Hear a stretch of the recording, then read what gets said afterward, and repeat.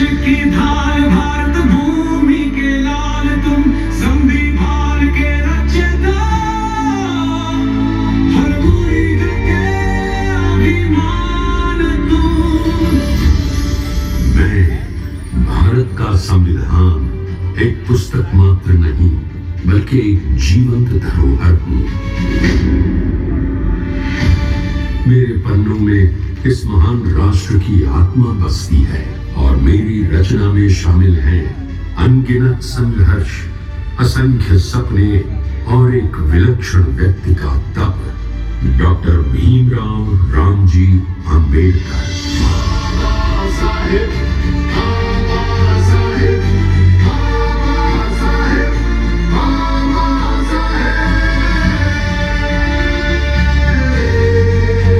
बस 15 दिन से स्टार्ट हुआ है नया स्टार्ट हुआ है।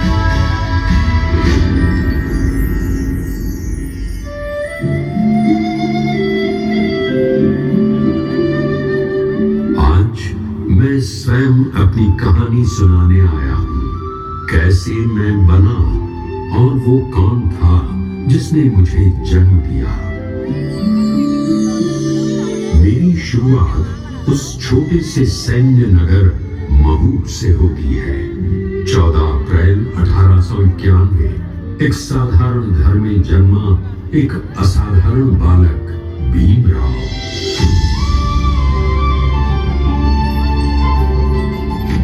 परिस्थितियां कठिन थी, जाति का दंश सर्वव्यापी था, लेकिन उस बालक की आंखों में एक अनोखी चमक थी, ज्ञान की प्यास, आत्मसम्मान की आग।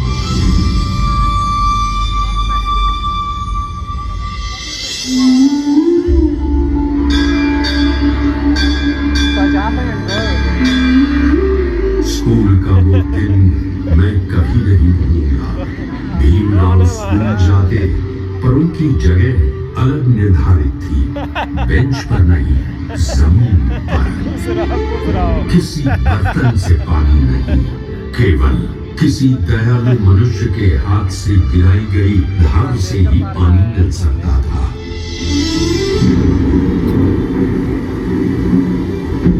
जब बारिश की वजह से स्कूल का सेवक नहीं आया, छोटा भीम प्यासा बैठा रहा।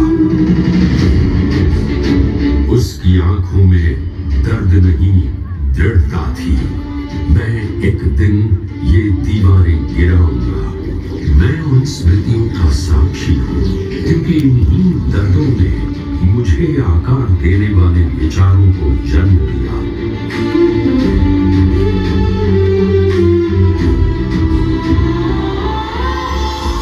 उस समय कोई सोच भी नहीं सकता था कि वही बालक आगे चलकर दुनिया के श्रेष्ठ संस्थानों में पढ़ेगा। बड़ौदा राज्य की छात्रवृत्ति ने उसे विदेश भेजा।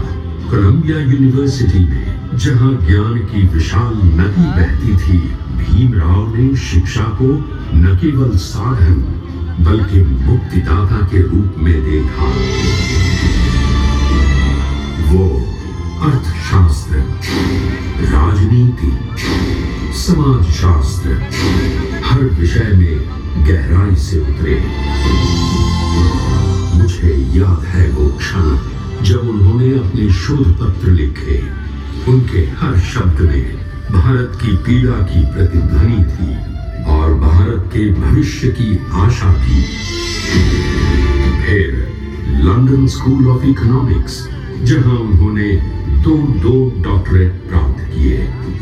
दुनिया ने देखा ये युवक केवल पढ़ने नहीं आया था, बल्कि इतिहास बनाने चला था।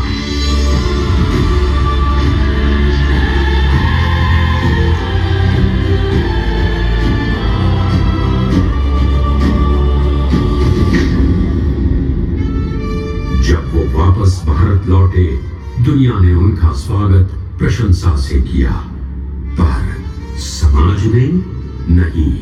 उन्हें फिर वही भेदभाव मिला, वही तिरस्कार, वही सामाजिक बंधन। लेकिन इस बार भीमराव अकेले नहीं थे। उनके पीछे जागरूक जनता खड़ी होने लगी थी।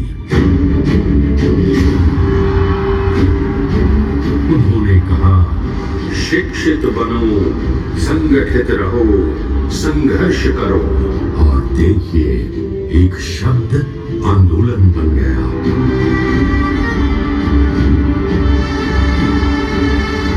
महान सत्याग्रह, जब पानी पीने का अधिकार भी लड़ाई का कारण बना। उनका आंदोलन कोई क्रोध नहीं था, वो एक सभ्य समाज की पुकार थी। यहीं से मेरे बनने की दिशा तय हो चुकी थी।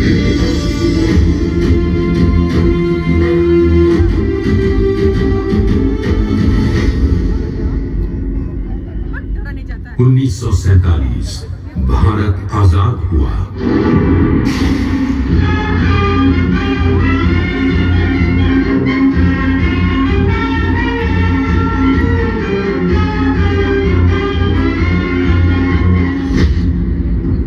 देश नया था, पर घाव पुराने थे।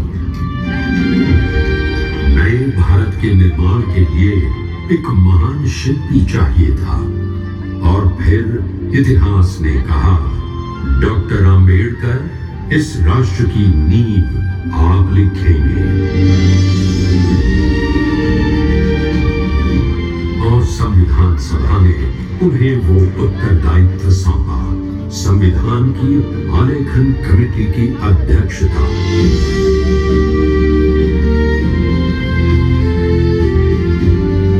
संविधान सभा की विशाल बैठक